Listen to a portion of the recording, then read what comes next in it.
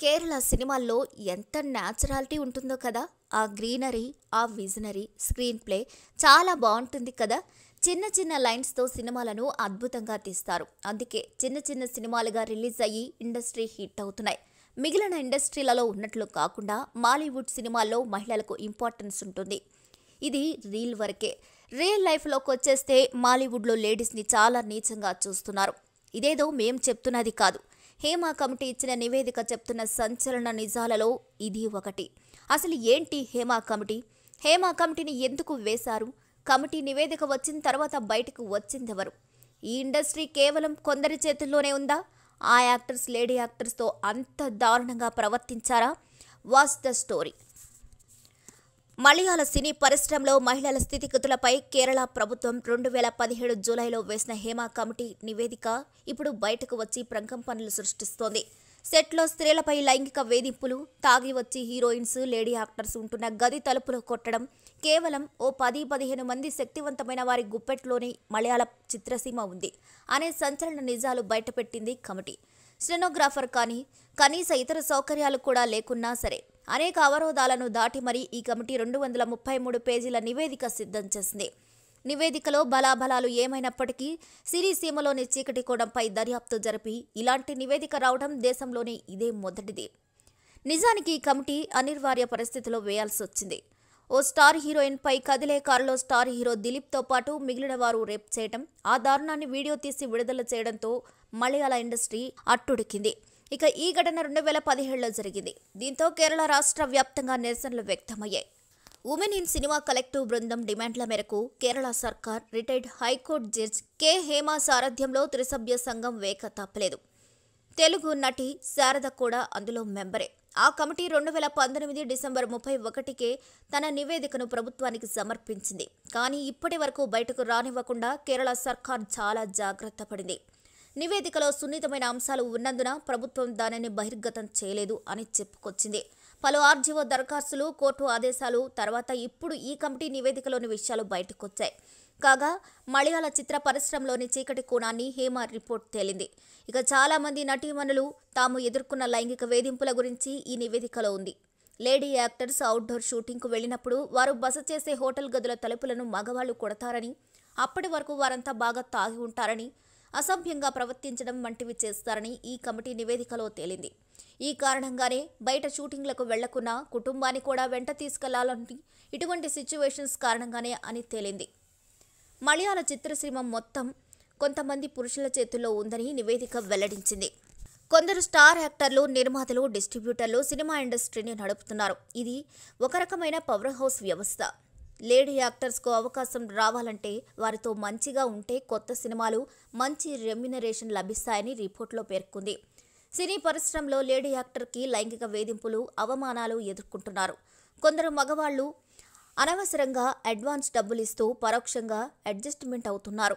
వినకపోతే అవకాశాలు రావంటూ బెదిరింపులకు పాల్పడుతున్నారు. మలయాళ సినిమాలో ఇలాంటివి ఎన్నో జరుగుతున్నాయని ఈ నివేదిక తేల్చి చెప్పింది. ప్రస్తుతం ఇందులోని విషయాలు సంచలనంగా మారాయి. మలయాళ సినీ ఇండస్ట్రీలో నటీనటులపై లైంగిక వేధింపులు జరుగుతుండటం జస్టిస్ హేమా బయటపెట్టడంతో కొందరు హీరోయిన్లు మరోసారి కాస్టింగ్ కౌచ్ నోరు విప్పుతోంది. పలువురు తారలు తమకు ఎదురైన పరిస్థితుల గురించి ధైర్యంగా బయటకొచ్చి మాట్లాడుతున్నారు. ఈ క్రమంలో మలయాళ నటి రేవతి సంపత్ సీనియర్ నటుడు సిద్దిక్పై సంచలన ఆరోపణలు చేసింది. సిద్దికి తనను బలవంతంగా గదిలోకి బంధించి అనుభవించాడని ఆరోపించింది. అవకాశాలు కావాలంటే తనతో ప్రతిసారి పడుకోవాలని చెప్పేవాడు. అందరూ ఇలా పైకొచ్చిన వారేనని సిగ్గుపడకుండా పక్క పంచుకోవాలని సూచించేవాడు. తిరువనంతపురంలోని మస్కట్ హోటల్కు తీసుకువెళ్లి అక్కడ నాపై లైంగిక దాడికి పాల్పడ్డాడు. నాపై అత్యాచారం చేశాడు. ఎదురు తిరిగినందుకు నాపై దాడి చేశాడు. ఆ రోజు హోటల్ గదిలో బిక్కుబిక్కుమంటూ నరకం చూశాను అని నటి రేవతి సంపత్ ఆరోపించింది. నటుడు రియాజ్ ఖాన్ కూడా తనను లైంగికంగా వేధింపులకు గురి చేశాడని వెల్లడించింది. అర్ధరాత్రి తనకు ఫోన్ చేసి పడుకుంటావా అని అడిగేవాడని రేవతి ఆరోపించింది.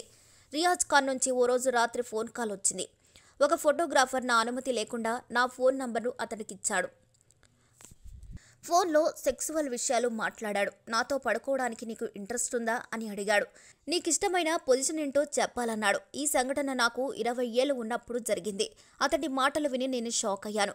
ఆ ఫోన్ కాల్లో నేను ఒక్క మాట కూడా మాట్లాడలేదు. నాకు ఇంట్రెస్ట్ లేదని తనకు అర్థమైంది. మరో 9 రోజులు కోచ్లోనే ఉంటాను. ఎవరైనా అమ్మాయిలుంటే పంపించమని రియాజ్ అన్నాడు అని రేవతి ఆరోపణలు గుప్పించారు. ఇక మలయాళ నటుడు సిద్దిక్పై రేవతి లైంగిక వేధింపులు, అత్యాచారం ఆరోపణలు చేసిన నేపథ్యంలో ఆయన Malayala movie artist association general secretary పదవి రాజీనామా చేశారు. తన రిజైన్ లెటర్ను సంస్థ అధ్యక్షుడు మోహన్ లాల్కు అందించినట్లు చెప్పారు. తన మీద ఆరోపణలు వచ్చిన నేపథ్యంలో ఆ పదవిలో ఉండకూడదని నిర్ణయం తీసుకున్నట్లు చెప్పారు. నిజానికి రేవతి 2019లోనే సిద్దిక్ గురించి చాలా విషయాలు చెప్పింది.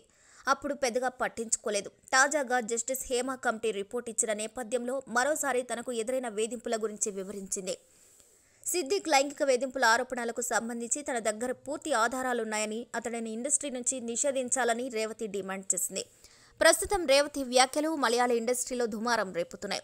వీరిద్దరికే కాదు, ఇండస్ట్రీలో కొందరు దర్శక నిర్మాతలు వేధించేవారు అని చెప్పి రేవతి పెద్ద బాంబు పేల్చారు. తనను శారీరకంగా, మానసికంగా వేధించారంటూ ఆరోపిస్తూ మొత్తం 14 మంది పేర్లను ఫోటోలతో సహా ఫేస్బుక్ వేదికలో బయటపెట్టారు.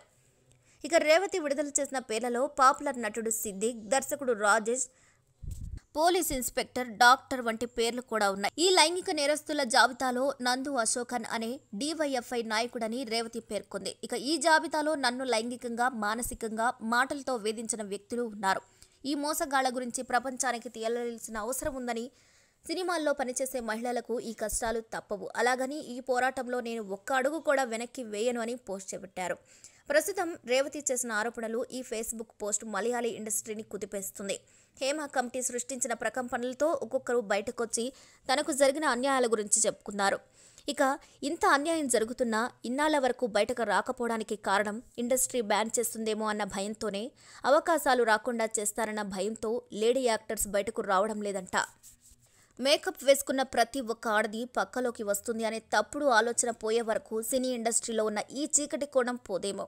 ఇది కేవలం ఒక్క మలయాళ ఇండస్ట్రీలోనూ కాదు, అన్ని ఇండస్ట్రీల్లోనూ ఉన్న రోగమే ఇది. మరి ఆడవాళ్లపై ఆ వంకర చూపు ఎప్పుడు పోతుందో చూడాలి. ఇప్పటికైనా మార్పు వస్తుందని మీరు అనుకుంటున్నారా? మీ అభిప్రాయాన్ని కూడా కామెంట్ రూపంలో తెలియజేయండి. మరిన్ని అప్డేట్స్ కోసం మా ఛానల్ని లైక్ చేయండి, షేర్ చేయండి, సబ్స్క్రైబ్ చేయండి.